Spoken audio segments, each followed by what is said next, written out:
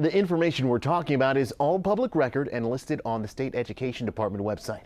I looked into the salaries and total pay of school district employees and was overwhelmed by the wealth of information I found. I wasn't alone. I was quite overwhelmed at first. This is combined, we're talking 150,000 data points. And getting through that, sifting through that was going to take a little bit of effort. So I reached out to the Department of Education and requested information on the top 5 earners in some of the 4-day school week districts in our area. Superintendents at Bridge Creek, Newcastle, and Noble all make more than $100,000. 4-day school week districts like Crutcho and Little Axe have superintendents making base salaries close to $90,000. You don't notice much until you look at certified staff alongside support staff.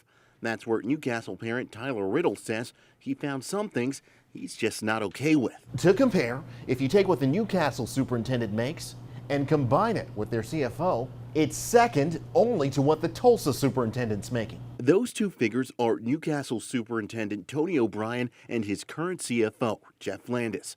Riddle says he also looked at similarly sized districts nearby, like Blanchard and Tuttle as well, that are on a 5-day schedule. They had the same amount of students, roughly the same amount of students, and they apparently were not having these financial issues that were being presented to the parents of this district.